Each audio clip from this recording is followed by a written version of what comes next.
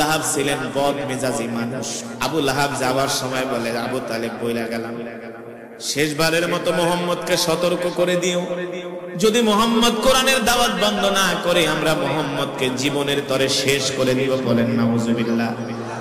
এই কথা শোনার পরে চাচা আবু তালিব বলে, আবু লাহাব তুমি কি আমাকে চেনো না? আমার শরীরে কার রক্ত? আবু লাহাব আমার সামনে ভাতিজা মুহাম্মদকে এত বড় থ্রেট দাও, এত বড় সাহস তোমাকে কে দিয়েছে? গেট আউট, আমার বাড়ি থেকে বের হয়ে যাও। মুসলমান চাচা আবু তালিব যতদিন পর্যন্ত বেঁচে ছিলেন আল্লাহর নবীকে মক্কার কাফেররা একটা গালি দেওয়ারও সাহস পায় নাই। গালি তো দূরের কথা, আল্লাহর নবীর দিকে চোখ তুলে তাকানোর সাহস পায় নাই। চাচা আবু তালিব ছিলেন আল্লাহ রাসূলের জন্য একটা শক্ত খুঁটি। কি ছিলেন? আল্লাহ রাসূলের জন্য চাচা আবু তালিব ছিলেন একটা শক্ত খুঁটি। চাচা আবু তালিব ওদেরকে ধমকায়া বাড়ি থেকে বের করে দিলেন। চাচা আবু তালিব ওদেরকে ধমকায়া বাড়ি থেকে বের করে দিলেন। কিন্তু চাচা আবু তালিব জানতেন আবু লাহাব হলো বদ মেজাজি মানুষ। কোন সময় আবার আবু তালেব, কোন সময় আবার আবু লাহাব কোন কাণ্ড ঘটায় বসে। আল্লাহর নবী যখন রাত্রবেলা বাড়িতে আসলেন, আল্লাহর নবী যখন রাত্রবেলা বাড়িতে আসলেন, চাচা আবু তালিব ডাক দিলেন, ভাতিজা এদিকে আসো। আজকে বিকাল বেলা সন্ধ্যার সময় আমার বাড়িতে মক্কার একদল বড় বড় নেতারা আসছে। আল্লাহর নবী বলে, চাচা মক্কার বড় বড় নেতারা এসে আপনাকে কি বলে গেছে? তারা বইলা গেছে, ভাতিজা তুমি যাতে কোরআনের দাওয়াত বন্ধ করে দাও। আল্লাহর নবী বলে, আর কি বলছে? বলছে, ভাতিজা ওরা তোমাকে 3টা প্রস্তাব দিয়ে গেছে। কয়টা প্রস্তাব? ওরা তোমাকে 3টা প্রস্তাব দিয়ে গেছে। 1 নম্বরের প্রস্তাব হলো, যদি তুমি নেতৃত্ব চাও তাহলে তোমাকে মক্কার বড় নেতা বানায় দেওয়া হবে। তোমার কথা মতো আবু জেহেল আবু লাহাবরা উঠবে আর বসবে। তোমার কথা মতো। এই প্রস্তাব যদি বাংলাদেশের কোন দরবারি মৌলবীদেরকে দিত, দেখতেন ফতুয়া দিয়া জায়েজ করে ফেলতো। ঠিক কিনা বলেন? এই বাংলাদেশে কিছু দরবারি মৌলবী আছে, কি আছে না, যারা হালুয়ার লোভে জালিমদেরকে সমর্থন করে। ঠিক কিনা বলেন? যারা একেবারে সরাসরি জান্নাতে পাঠায় দেয় না, ফতোয়া দিয়া দেয়, যারা জান্নাতি একেবারে সার্টিফিকেট দিয়া দেয়। আল্লাহর নবী বললেন, চাচা আর কি বলেছে? আমাকে মক্কার নেতা বানায় দিবে। আর কি বলছে? বলে, ভাতিজা তুমি যদি মক্কায় অর্থবিত্ত চাও, মক্কার সব অর্থের মালিক তোমাকে বানায় দেওয়া হবে। আল্লাহর নবী বললেন, চাচা আর কি বলছে? বলে, ভাতিজা ওরা তোমাকে প্রস্তাব দিয়ে গেছে, যদি সুন্দরী নারীর প্রয়োজন হয় মক্কার সব সুন্দরী নারী তোমার বাড়িতে এসে ভিড় জমাবে। নাউজুবিল্লাহ বলে। আল্লাহর নবী ডাক দিয়া বলে, চাচা আপনি মক্কার কাফেরদেরকে বলে দিবেন আমি আল্লাহর পয়গম্বর, আমি আল্লাহর নবী মুহাম্মদ সাল্লাল্লাহু আলাইহি সাল্লাম। মক্কার কাফেরদের প্রস্তাবের পরিবর্তে আমি মক্কার কাফেরদেরকে আরেকটা প্রস্তাব দিয়ে গেলাম। মক্কার কাফেররা যদি আমার এক হাতে সূর্য আর এক হাতে চন্দ্র এনে দেয়, তারপর আমি আল্লাহর পয়গম্বর মুহাম্মদ সাল্লাল্লাহু আলাইহি সাল্লাম আল্লাহর কোরআনের দাওয়াত থেকে এক চুল পরিমাণ দূরে সরে যাব না। এক চুল পরিমাণ দূরে সরে যাব না। সুবহানাল্লাহ বলেন। ও মুসলমান, এখানেই শুধু শেষ নয়, আল্লাহর নবী মক্কার কাফেরদেরকে দাওয়াত দিতে লাগলেন। মক্কার কাফেররা কেউ দাওয়াত গ্রহণ করে না। শেষ পর্যন্ত আল্লাহর নবী বুক ভরা আশা নিয়ে চলে গেলেন তায়েফে। কোথায়? তায়েফ। যেই তায়েফে আপনারা হজ করতে গেলে ঘুরতে যান না, সেই তায়েফে চলে গেলেন আল্লাহর নবী কোরআনের দাওয়াত দেওয়ার জন্য। তায়েফে বড় বড় 3 জন লিডার ছিল। এই লিডারদের কাছে আল্লাহর নবী কোরআনের দাওয়াত নিয়ে গেলেন। ওই লিডারদের মধ্যে একজনের নাম ছিল মাসউদ।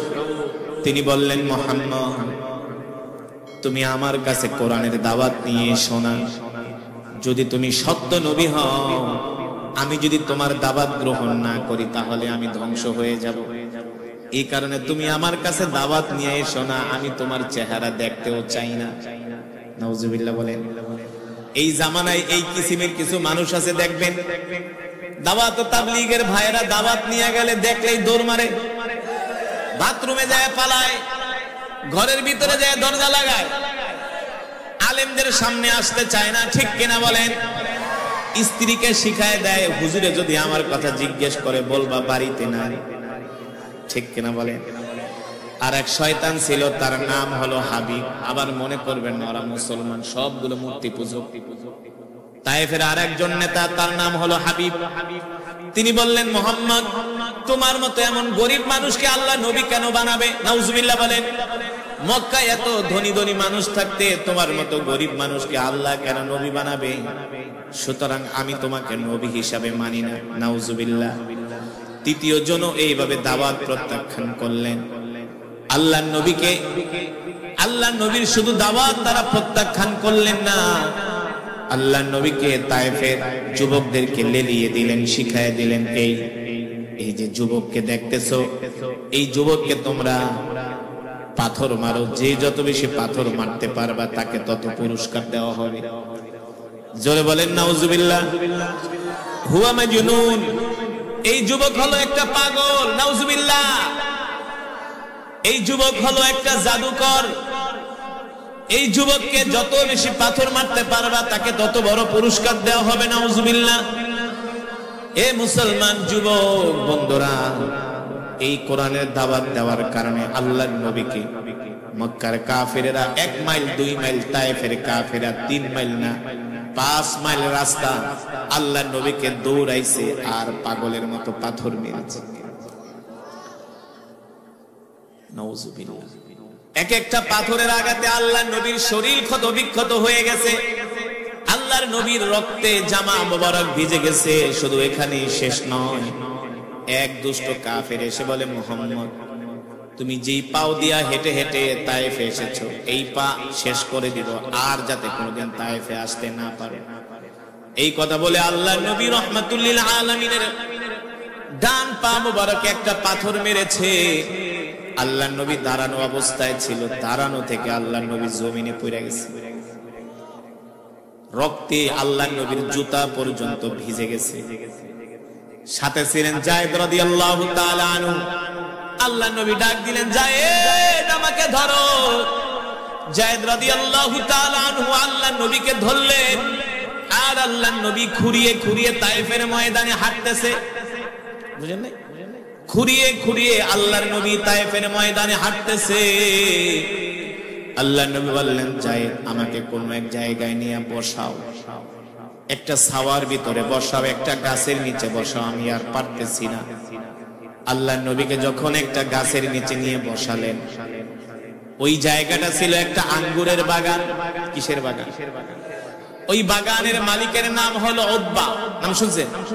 এই উতবা হলো মক্কার মানুষ, তার বাগান হলো তায়েফে।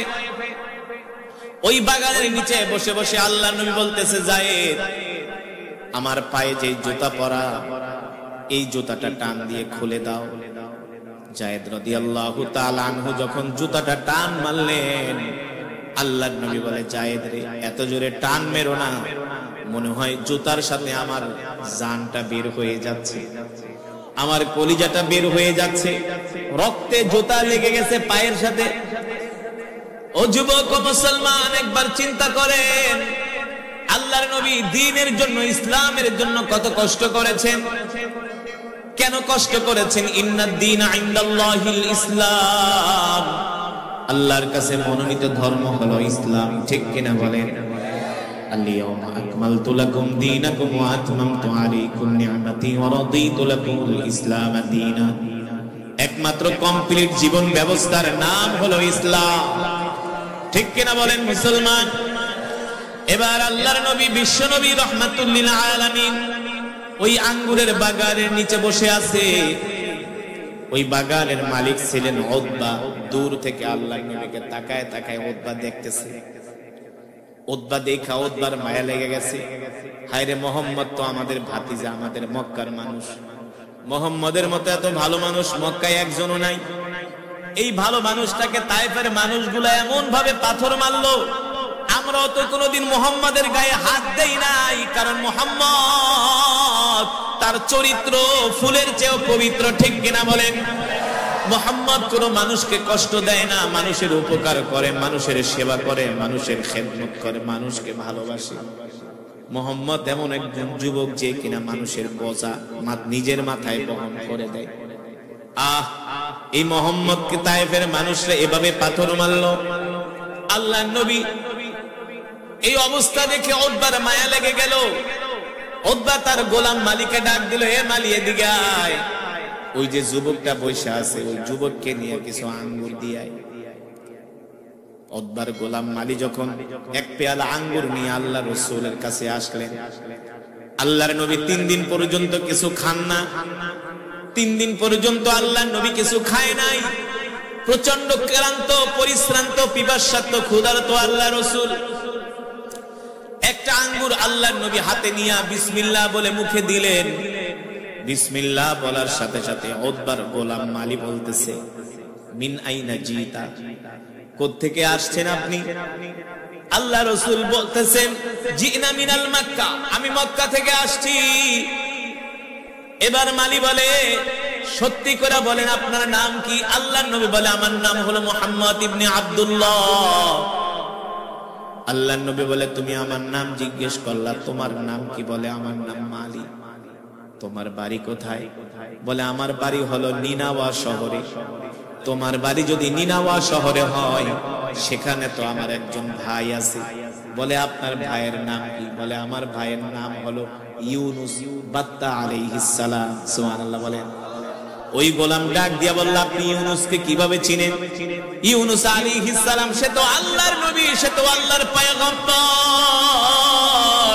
আল্লাহর নবী বলে, ইউনুস আলাইহিস সালাম নবী, আমিও নবী।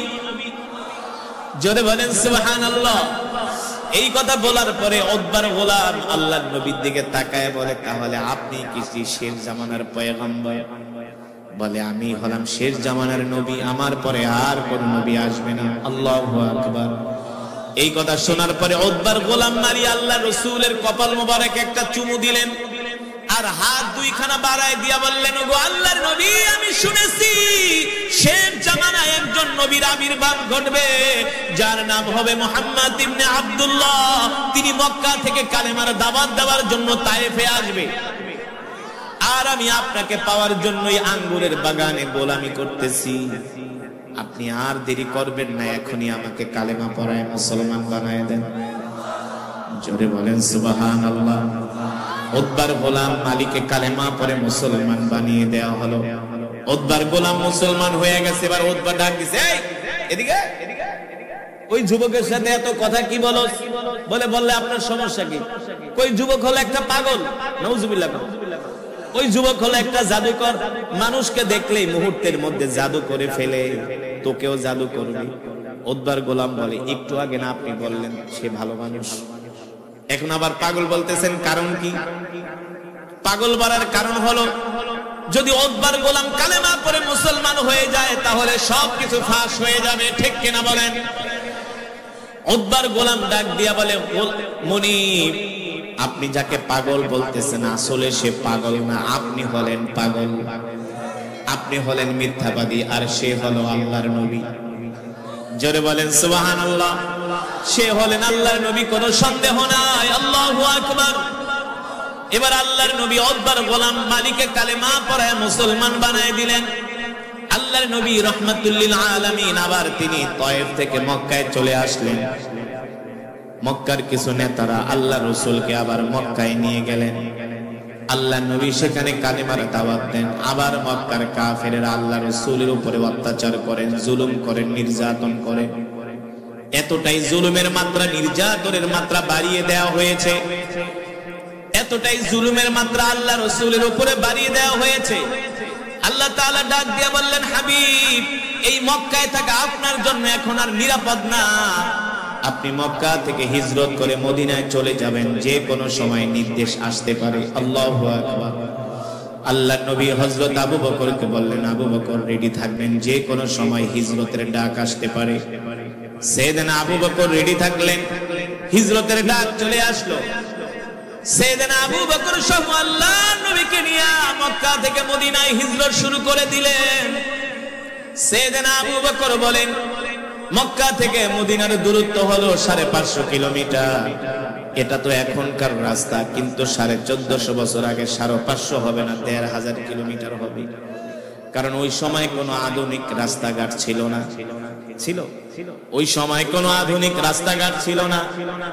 ওই সময় কোনো প্লেন ছিল না, কোনো দামি গাড়ি ছিল না, ট্রেন ছিল না, প্রাইভেট কার ছিল না, বাস ছিল না। ঠিক কিনা বলেন? উটের পিঠে চড়ে, ঘোড়ার পিঠে চড়ে, পায়ে হেঁটে মক্কা থেকে আল্লাহ রাসূল মদিনার দিকে হিজরত শুরু করে দিলেন। সাইয়েদনা আবু বকর বলে, আল্লাহর নবীকে আমি সাথে নিয়ে যাচ্ছি। আল্লাহর নবী অসুস্থ হয়ে গেছেন, টায়ার্ড হয়ে গেছেন।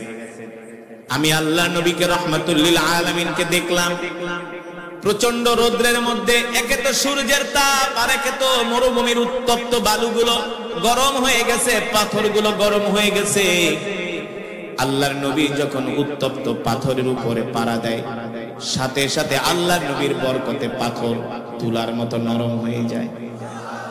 শক্ত পাথর, গরম পাথর তুলার মতো নরম শীতল হয়ে যায়। আল্লাহর নবী ডাক দিয়া বলে, পাথর নরম হয়ে যাও। কারণ কি? কারণ কি? পাথরগুলো বলে, কেন নরম হব না? আপনি কি মনে করছেন আমরা আপনাকে চিনি নাই? আপনি শুধু মানুষের নবী না, আপনি আমাদের নবী। শুধু পাথর নরম হয় না, আল্লাহ নবীকে দেখা পাথরগুলো সালাম দেয়, গাছগুলো আল্লাহ নবীকে সালাম দেয়। মরুভূমির প্রত্যেকটা বৃক্ষরাজি আল্লাহ নবীকে দেখা চিনতে পারে। আকাশের মেঘমালা আল্লাহ নবীকে ছায়া দেয়। সুবহানাল্লাহ বলে। আমার নবী বরকতের নবী, দয়ার নবী, মায়ার নবী, রাহমাতুল লিল আলামিন, যাকে দেখে আকাশের মেঘমালা পর্যন্ত ছায়া দেয়, যার আঙ্গুলের ইশারায় আকাশের চাঁদ দ্বিখণ্ডিত হয়ে যায়। ঠিক কিনা বলে? সেই নবীর কথাই আল্লাহ কোরআনে বলছেন, ওয়ামা আরসালনাকা ইল্লা রাহমাতাল লিল আলামিন। আল্লাহু আকবার। ওগো নবী, আমি আল্লাহ আপনাকে সমগ্র বিশ্ববাসীর জন্য রহমত করে পাঠাইছি। আল্লাহু আকবার। আপনি হলেন সমগ্র বিশ্ববাসীর জন্য রহমত। আপনি হলেন সমগ্র বিশ্ববাসীর জন্য রহমত। আপনি হলেন সমগ্র বিশ্ববাসীর জন্য বরকত। সাইয়েদনা আবু বকর বলে, আল্লাহর নবীকে আমি সাথে নিয়ে চলতেছি। নবীজি ক্লান্ত হয়ে গেলেন। আমি আল্লাহর নবীকে আমার কোলে তুলে নিলাম। এবার আমি পাথরের উপরে পাড়া দেই, পাথরগুলো নরম হয়ে যায়। কিছুক্ষণ আল্লাহর নবী আমার কোলে থাকলেন। আল্লাহর নবীকে আমি আমার কোল থেকে নামিয়ে দিলাম। এবার আমি এক পাথরে পাড়া দিই, পাথর আর আগের মতো নরম হয় না। আমার আর বুঝতে বাকি রইল না, আল্লাহ রাসূল আমার কোলে ওঠার কারণে পাথর নরম হয়ে গিয়েছে। ঠিক কিনা বলে? এটা আল্লাহর নবীর বরকত। সুবহানাল্লাহ বলে। সেই নবীর উম্মত আমরা না, যেই নবীকে গাছ চিনেছে, যেই নবীকে বনের পশু পর্যন্ত চিনেছে। ঠিক কিনা বলেন? শুধু এখানেই শেষ নয় রে বাবা। সাইয়েদনা আবু বকর বলে, আল্লাহর নবী সফর করতে করতে ক্লান্ত হয়ে গেছে। আল্লাহর নবীর প্রচন্ড ক্ষুধা লেগেছে। নবীজি ডাক দিয়া বলে, আবু বকর, আপনার কাছে কোনো খাবার দাবার আছে কিনা?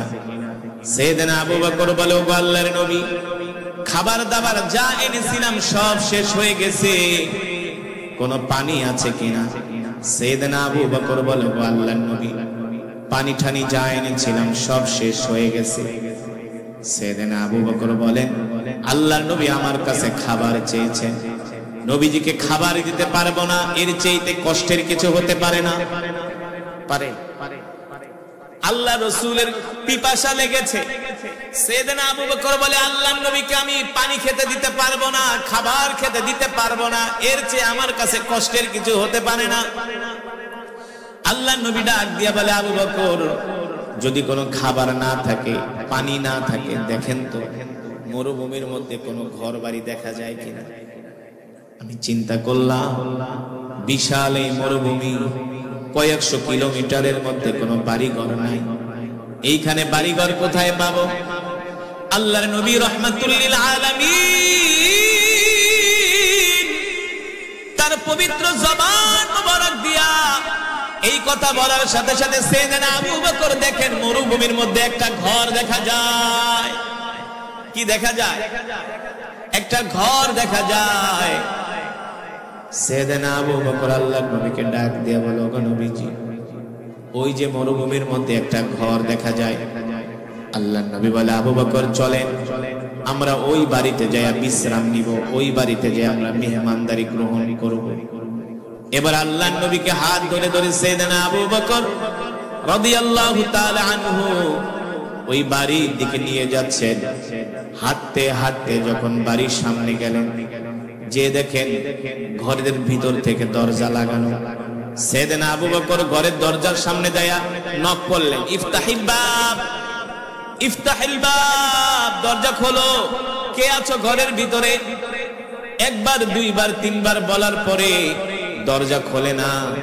চতুর্থবার ঘর থেকে একটা মৃদু কণ্ঠে আওয়াজ আসলো, কে গো তোমরা কোত্থেকে আসছো? কি তোমাদের পরিচয়?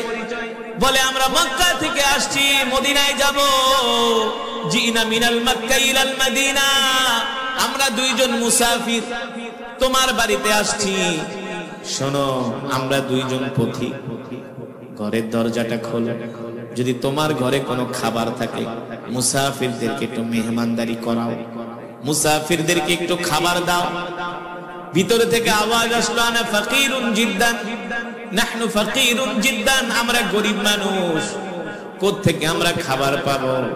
হয়তোবা তোমরা আমার পরিচয় জানো না, আমাদের পরিচয় জানলে আমাদের কাছ থেকে তোমরা খাবার চাইতা না।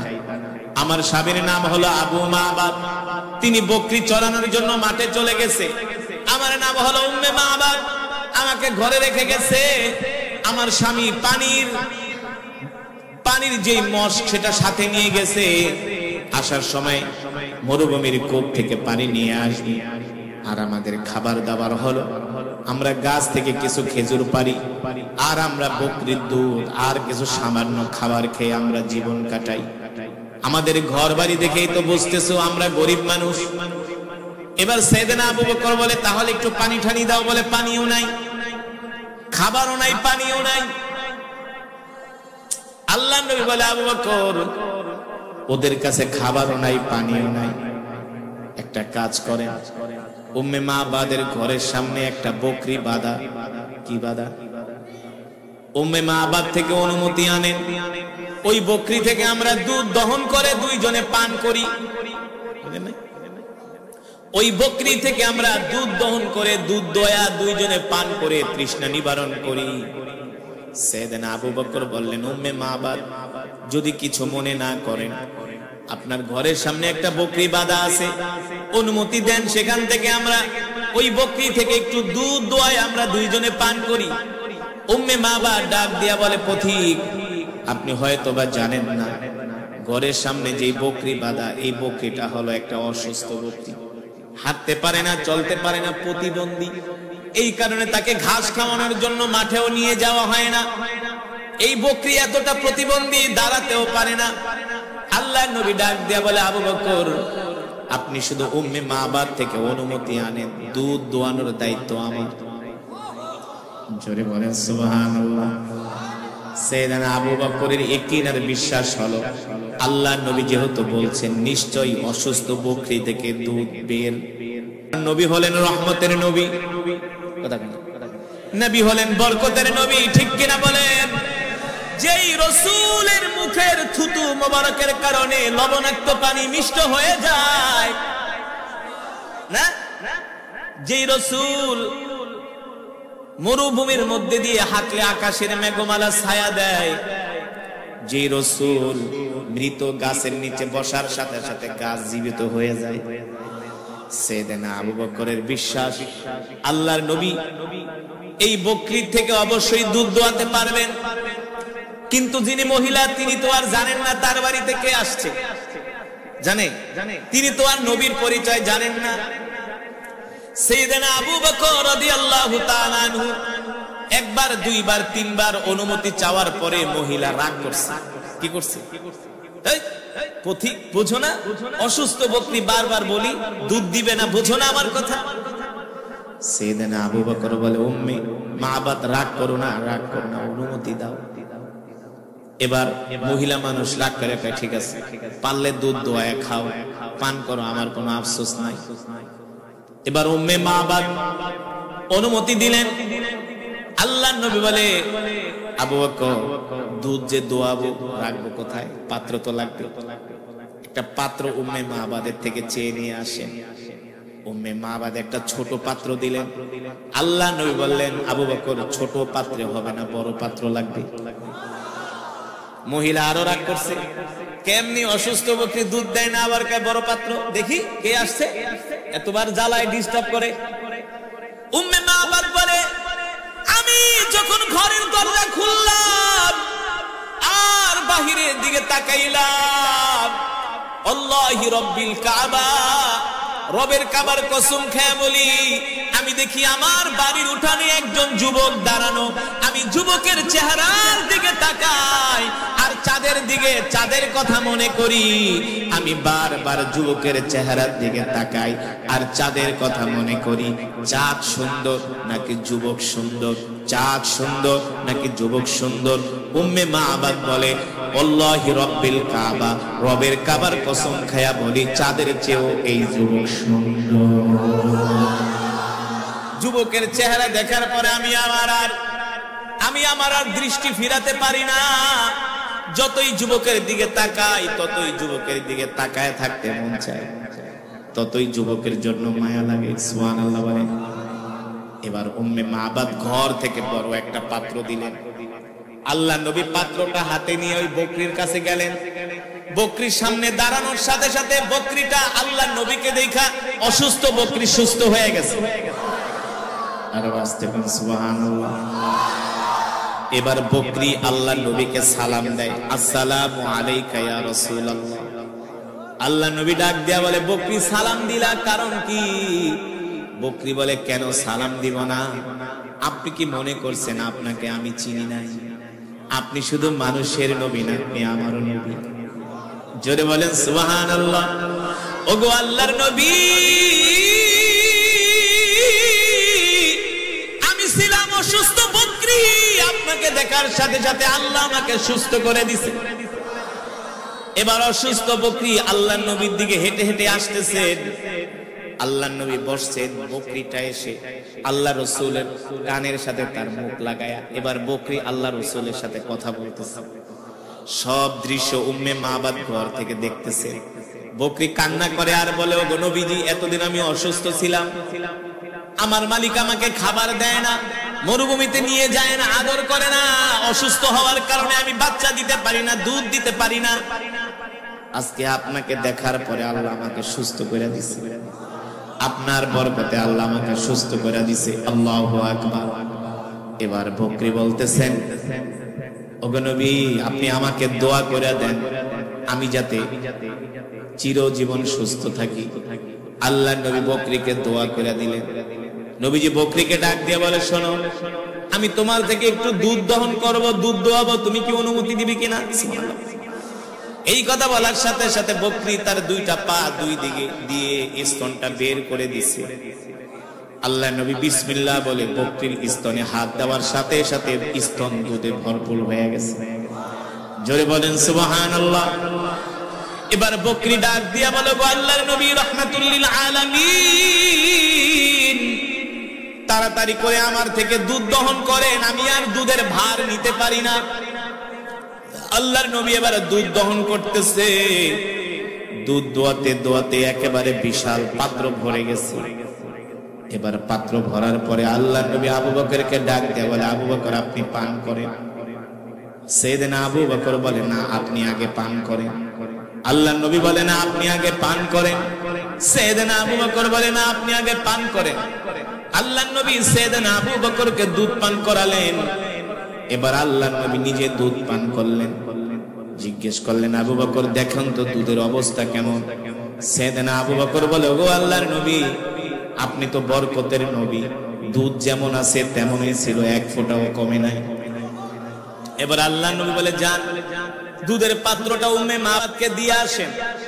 উম্মে মাবাদকে বলবেন এই দুধ যাতে সে পান করে, তার স্বামীও বাড়িতে আসলে যাতে পান করে।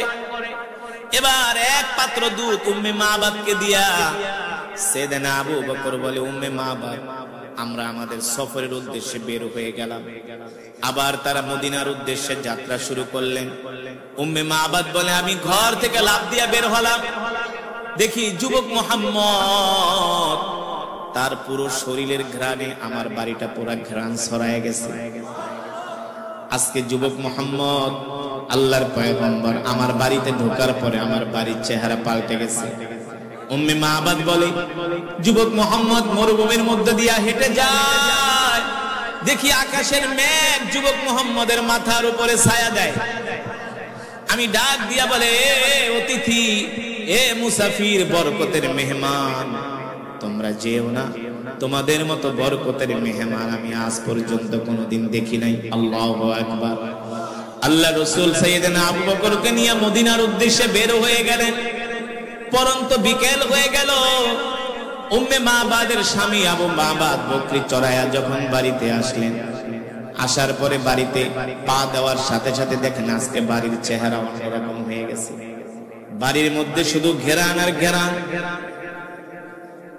আবু মাবাদ ডাক দিয়া বলি, ইয়া যাওজি, ও আমার স্ত্রী, এদিকে আসো।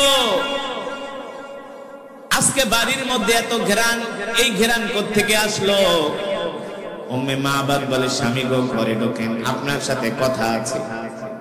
আপনি যখন বাড়ি থেকে বের হয়ে গেছেন, দুপুর বেলা আমাদের বাড়িতে দুইজন মানুষ আসছে, একজন যুবক, এত সুন্দর চেহারা গো স্বামী, যার চেহারা দেখলে নজর ফিরাইতে মন চায় না।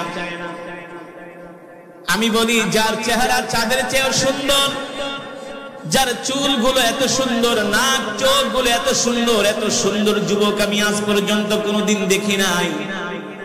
ওগো স্বামী, শুধু এখানেই শেষ নয়, ওই যুবক যখন আমাদের বাড়িতে ঢুকছে, তাকে দেখার সাথে সাথে আমাদের অসুস্থ বকরিটা সুস্থ হয়ে গেছে। এবার দেখে অসুস্থ বকরি সুস্থ হয়ে গেছে। বলে, স্বামী গো, শুধু অসুস্থ বকরি সুস্থ হয় না, এই অসুস্থ বকরি থেকে দুধ দোয়াইছে। আল্লাহু আকবার।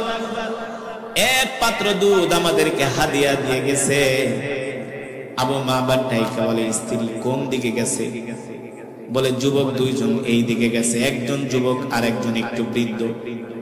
এবার আবু মাবাদ ডাইকা বলে, স্ত্রী রে, আমাদের বাড়িতে আজকে যিনি এসেছিলেন তিনি দুনিয়ার কোন সাধারণ মানুষ নন, তিনি হলেন আখিরি পয়গম্বর মুহাম্মদুর রাসূলুল্লাহ সাল্লাল্লাহু আলাইহি ওয়াসাল্লাম। আল্লাহু আকবার। আমি আমাদের ধর্মীয় কিতাবের মধ্যে পড়েছি, শেষ জামানায় একজন নবীর আবির্ভাব হবে, যার নাম হবে মুহাম্মদ ইবনে আব্দুল্লাহ, যিনি মক্কা থেকে হিজরত করে মদিনায় যাবেন এই পথ দিয়া। ওই নবীকে পাওয়ার জন্যই তো আমি এখানে ঘর বানাইছিলাম। স্ত্রী রে, ওই নবীকে পাইলাম না, ওই নবীকে দেখলাম না, এখানে আর থাকবো না, চলো চলো মদিনায় চলে যাই। মদিনায় যে ওই নবীর হাতে হাত রেখে আমরা কালেমা পড়ে মুসলমান হয়ে যাই। আল্লাহু আকবার। এবার আবু মাবাদ তার যত থালাবাটি কম্বল ছিল সব নিয়ে তিনি মদিনার উদ্দেশ্যে রওনা দিয়েছেন। মদিনায় গিয়েছেন আবু মাবাদ, উম্মে মাবাদ, তারা দুইজনে আল্লাহ রাসূলের হাতে হাত রেখে কালেমা পড়ে মুসলমান হয়ে গেছে। আল্লাহু আকবার। ও মুসলমান যুবক, ও বাবারা, মায়েরা, বোনেরা, আল্লাহর নবী দ্বীনের জন্য কত কষ্ট করেছেন। তায়েফের ময়দানে গিয়েছেন, মক্কা থেকে হিজরত করে মদিনায় গেছেন, আল্লাহর জমিনে আল্লাহর দ্বীন কায়েমের জন্য রক্ত ছড়িয়েছেন, ঘাম ছড়িয়েছেন। এই দ্বীন, এই ইসলাম আল্লাহর নবী আমাদের কাছে আমানত দিয়ে গেছে, ঠিক কিনা বলেন? যেই দ্বীন আল্লাহর নবী আমাদের কাছে আমানত দিয়ে গেছে, সেই দ্বীনের হেফাজত আমাদের করতে হবে, ঠিক কিনা বলেন? মক্কার কাফেরেরা আল্লাহ নবীর উপর এমন কোন নির্যাতন নাই, জুলুম নাই, মক্কার কাফেরেরা করে নাই। আল্লাহর নবী মক্কার যুবকদের মাঝে কোরআনের দাওয়াত পৌঁছে দিয়েছেন। মক্কার ঘরে ঘরে কোরআনের দাওয়াত পৌঁছে দিয়েছেন। আল্লাহ নবীর কোরআনের দাওয়াত পেয়ে মক্কার যুবকেরা দিকে দিকে কালেমা পড়ে মুসলমান হয়ে যাচ্ছে। জোরে বলেন সুবহানাল্লাহ। এই বিষয়টা আবু জেহেলদের কাছে ভালো লাগে না, আবু লাহাবদের কাছে ভালো লাগে না, ওলীদ ইবনে মুগীরার কাছে এই বিষয়টা ভালো লাগে না। তারা ষড়যন্ত্র শুরু করে দিল, আসো আসো মুহাম্মাদের কোরআনের দাওয়াত বন্ধ করে দিতে হবে। যদি মুহাম্মাদের কোরআনের দাওয়াত বন্ধ করে না দেই, আর কিছুদিন পরে আমাদের ক্ষমতা মক্কায় থাকবে না, এমনকি মক্কার সব মানুষগুলো মুহাম্মাদের পক্ষে চলে যাবে। ঠিক কিনা বলে? কারণ মুহাম্মাদের চরিত্রের মতো এত সুন্দর চরিত্রবান মানুষ মক্কার জমিনে একজনও নাই। ঠিক কিনা বলেন মুসলমান? এবার আল্লাহর নবী বিশ্ব নবী রাহমাতুল লিল আলামিন মক্কার জমিনে কোরআনের দাওয়াত দেন। আবু জেহেল, আবু লাহাব, উতবা, শাইবা কোনোভাবেই আল্লাহর রাসূলকে কোরআনের দাওয়াত থেকে বিরত রাখতে পারে না। কোনোভাবেই তারা ষড়যন্ত্র করে আল্লাহর নবীকে কোরআনের দাওয়াত থেকে দূরে সরাতে পারে না। শেষ পর্যন্ত তারা চাচা আবু তালিবের কাছে আসলেন। চাচা আবু তালিবের কাছে এসে বললেন, আবু তালিব, আপনার কাছে মুহাম্মাদের নামে বিচার দিয়ে গেলাম, আপনি মুহাম্মদকে বুঝাবেন, আপনি মুহাম্মদকে সাবধান করবেন, মুহাম্মদকে সতর্ক করবেন, মুহাম্মদ যাতে কোরআনের দাওয়াত বন্ধ করে দেয়, মুহাম্মদ যাতে কোরআনের দাওয়াত না দেয়। মুহাম্মদ এই কোরআনের দাওয়াত বন্ধ করার বিনিময়ে মুহাম্মদ আমার কাছে যা চাইবে আমাদের কাছে আমরা মুহাম্মদকে তাই দিব। মুহাম্মদ যদি মক্কার নেতৃত্ব চায়, আমরা মুহাম্মদকে মক্কার নেতা বানায় দিব, আমরা সবাই মুহাম্মদকে নেতা মানব। মুহাম্মদ যদি অর্থবিত্ত চায়, মক্কার সব অর্থের মালিক মুহাম্মদকে বানায় দেওয়া হবে। তারপরেও বলে দেন মুহাম্মদ যাতে কোরআনের দাওয়াত বন্ধ করে দেয়। বলেন নাউজুবিল্লাহ।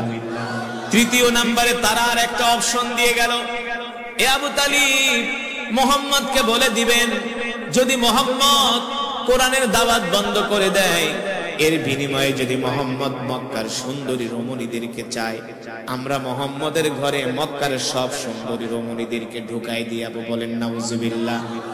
মুহাম্মদের ঘরে মক্কার সব সুন্দরী রমণীরা প্রবেশ করবে, তারপরেও যাতে মুহাম্মদ কোরআনের দাওয়াত বন্ধ করে দেয়। বলেন নাউজুবিল্লাহ। চাচা আবু তালিব বলল, ঠিক আছে আবু জেহেল, যেতে পারো। রাত্রবেলা ভাতিজা বাড়িতে আসুক, আমি ভাতিজার সাথে আলাপ আলোচনা করে তোমাদেরকে জানাবো। যখন আবু জেহেলের দল চলে যায়, এই কোরআন এমন এক কিতাব, আল্লাহ তাআলা যে কোরআনের কথা বলেছেন, ইন্না নাহনু নাযালনা যিকরা ওয়া ইন্না লাহু লাহাফিজুন, নবী আমি আল্লাহ আপনার উপর কোরআন নাজিল করেছি, আর এই কোরআন হেফাজত করার দায়িত্ব আমি আল্লাহ আমার নিজ হাতে গ্রহণ করেছি। সুবহানাল্লাহ বলেন। এই কোরআন এমন এক কিতাব, আল্লাহ রাসূলের উপরে আল্লাহ তাআলা কোরআন নাজিল করলেন, আর বললেন নবী আপনি এই কোরআন নিয়ে ঘরে বসে থাকবেন না। ইন্না আনজালনা ইলাইকা যিকরা লিতুবাইয়িনা লিন-নাস, এই কোরআন দিয়ে আপনি মানুষদেরকে দাওয়াত দেন, এই কোরআনের কথা আপনি মানুষদের সামনে বলেন, এই কোরআনের দাওয়াত আপনি মক্কার ঘরে ঘরে পৌঁছে দেন, মক্কার মানুষের কানে কানে এই কোরআনের দাওয়াত পৌঁছে দেন, সারা পৃথিবীময় এই কোরআনের দাওয়াত ছড়িয়ে দেন। আল্লাহ রাসূল বিশ্ব নবী রাহমাতুল লিল আলামিন এই কোরআনের দাওয়াত দেওয়ার কারণে, এই কোরআনের কথা বলার কারণে মক্কার কাফেররা এমন কোন নির্যাতন নেই, এমন কোন জুলুম নেই, এমন কোন অত্যাচার নেই, এমন কোন ষড়যন্ত্র নেই মক্কার কাফেররা আমার কলিজার টুকরা রাসূলের বিরুদ্ধে করে না। ঠিক কিনা বলুন?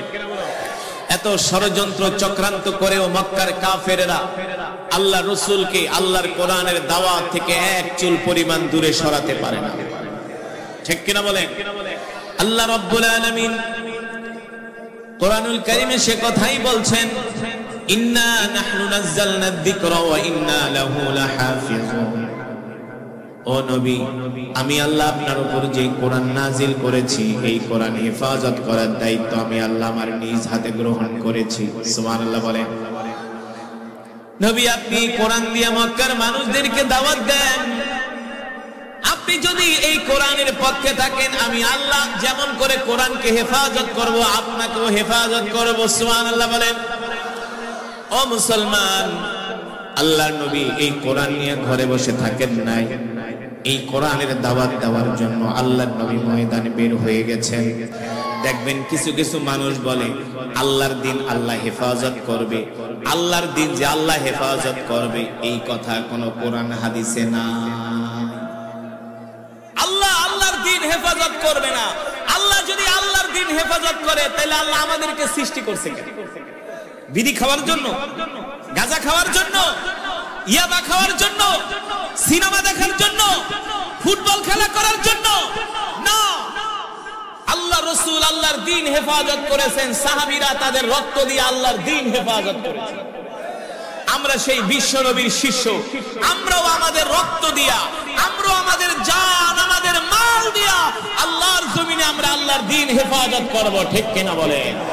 কে কে রাজি আছেন? হাত উঠে আল্লাহকে দেখান। লিল্লাহে তাকবীর, লিল্লাহে তাকবীর। আল কোরআনের আলো, আল হাদিসের আলো, তোমার নেতা আমার নেতা বিশ্ব নবী মুস্তাফা। মাশাআল্লাহ, হাত নামা। আল্লাহ কবুল করুন বলি আমিন। মুসলমান, এই দ্বীন আল্লাহ রাসূল আমাদের কাছে আমানত দিয়ে গেছেন। এই দ্বীন হেফাজত হবে কিসের মাধ্যমে?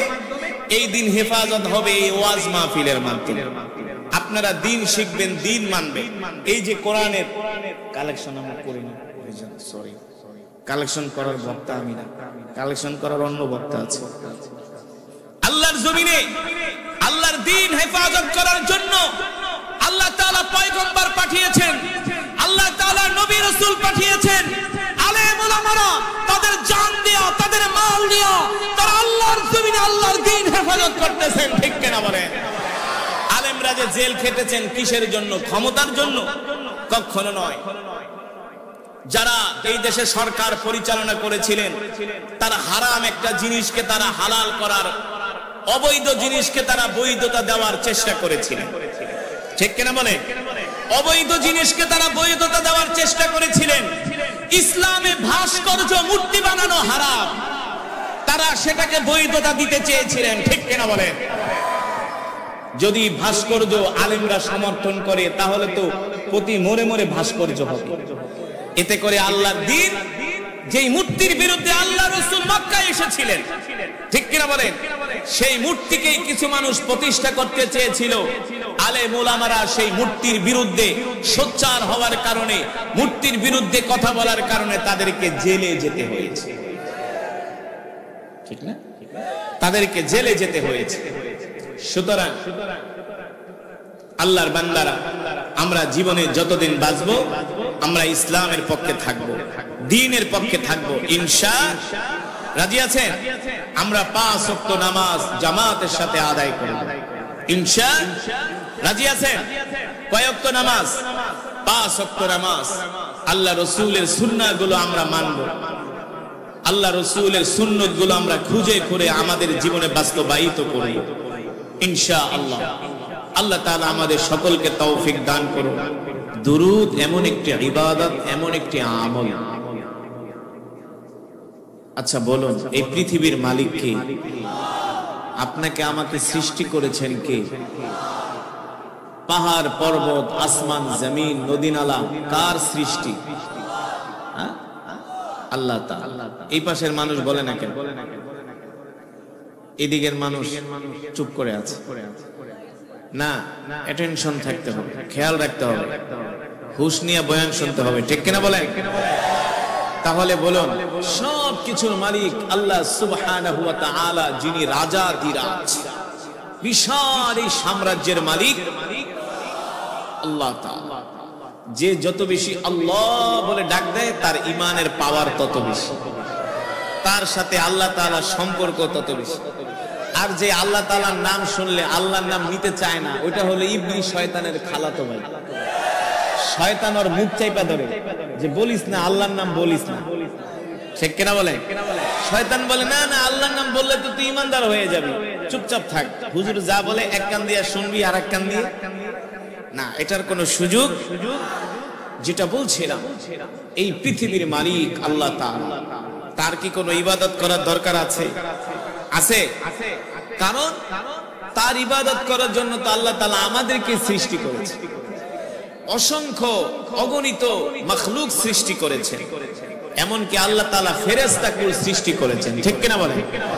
তার গুণকীর্তন, তার তাসবিহ পাঠ করার জন্য।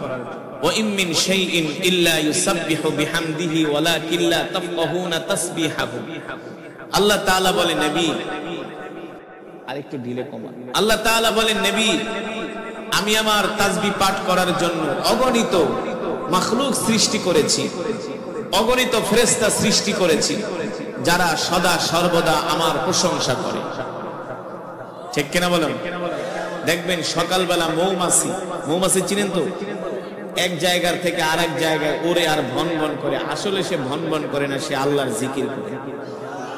বুঝতে পেরেছেন? সকালবেলা পাখিগুলো ওরে কিচির মিচির ডাকে না, তারা আল্লাহর জিকির করে।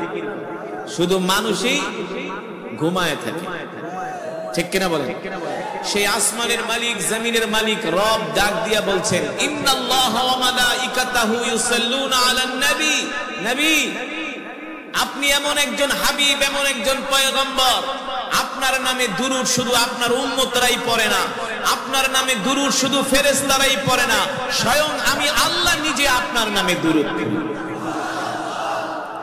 আল্লাহ রাসূলের নামে কে দুরূদ পড়েন? জোরে বলেন, কে দুরূদ পড়েন? যদি আল্লাহ তাআলা রাসূলের শানে দুরূদ পড়তে পারে, আপনি আমি কি হয়ে গেছি? আসলে আমরা অনেকে জানি না, ঠিক কিনা বলেন? অনেকে জানি না। তো আজ থেকে দুরূদের আমল করবেন তো ইনশাআল্লাহ। যে যত বেশি দুরূদ পড়ে সে তত বড় বুজুর্গ, যে যত বেশি দুরূদ পড়ে সে তত বড় আল্লাহওয়ালা, যে দুরূদ পড়ে না সে কখনো আল্লাহওয়ালা হইতে পারে না। যার সাথে দুরূদের সম্পর্ক নাই সে কখনো মুমিন হতে পারে না, ঠিক কিনা বলেন? আপনার সমস্ত ইবাদত কবুল হওয়ার জন্য শর্ত হলো দুরূদ।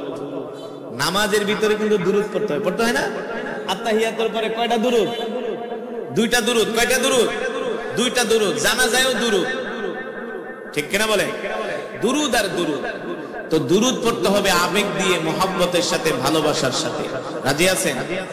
আরেকবার পড়েন, আল্লাহুম্মা বারিক আলা মুহাম্মাদ ওয়া আলা আলি মুহাম্মাদ কামা বারাকতা আলা ইব্রাহিম।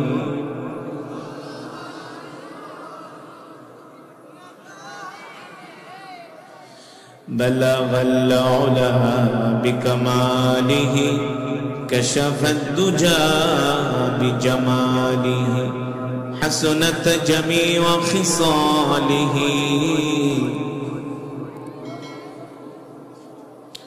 আরবের বুকে মক্কা নগরীতে যেথায় মা আমিনার ঘর, খোদার করুণায় কাউসার হই রহমত ঝরেছে বারংবার। বালাগাল উলা বিকামালিহি কাশাফাদ দুজা বিজামালিহি হাসনাত জামিউ।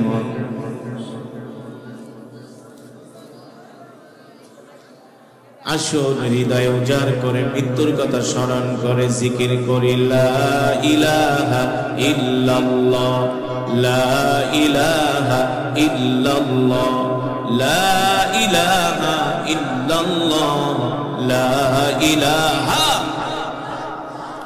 লা ইলাহা ইল্লাল্লাহ, লা ইলাহা ইল্লাল্লাহ, লা ইলাহা ইল্লাল্লাহ, লা ইলাহা ইল্লাল্লাহ, লা ইলাহা।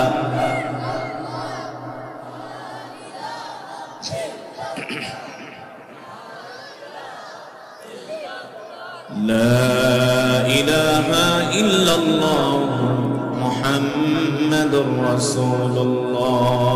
মুহাম্মাদের সাথে পড়ি সাল্লাল্লাহু। আল্লাহ তাআলার দরবারে লাখ কোটি শুকর, যে মহান আল্লাহ সুবহানাহু ওয়া তাআলা খিলপাড়া কান্দাপাড়া কেন্দ্র জামে মসজিদের উদ্যোগে 3 দিন ব্যাপী ইসলামী মহাসম্মেলন, উক্ত সম্মেলনের মান্যবর শ্রদ্ধাভাজন সভাপতি, প্রধান অতিথি, বিশেষ অতিথি, আমন্ত্রিত ওলামায়ে কেরাম, তলাবাই আযম, আমার যুবক বন্ধুরা, বৃদ্ধ বাবারা, পর্দার অন্তরালে সম্মানিত মা ও বোনেরা, সেই মহান আল্লাহ সুবহানাহু ওয়া তাআলার দরবারে লাখো কোটি শুকর, যে মহান রব্বুল ইজ্জত ওয়াল জালাল আল্লাহ জাল্লা শানুহু আম্মা নাওয়ালুহু আজকে আমাদেরকে এত সুন্দর কোরআন ও হাদিসের মেজমা, জান্নাতের বাগান। এটা কিসের বাগান? এই জান্নাতের বাগানে আল্লাহ তাআলা আপনাকে, আমাকে, আমাদের সকলকে আসার বসার তৌফিক দিয়েছেন, সুযোগ করে দিয়েছেন। এই জন্য আমরা শুকরিয়া দান আদায় করি, পড়ি আলহামদুলিল্লাহ। ইমানদার মুসলমান, আমি আপনাদের সামনে দীর্ঘক্ষণ সময় কোরআনুল কারীম থেকে তেলাওয়াত করেছি, শুনেছেন তো? এই কোরআন আল্লাহর জবানের কালাম।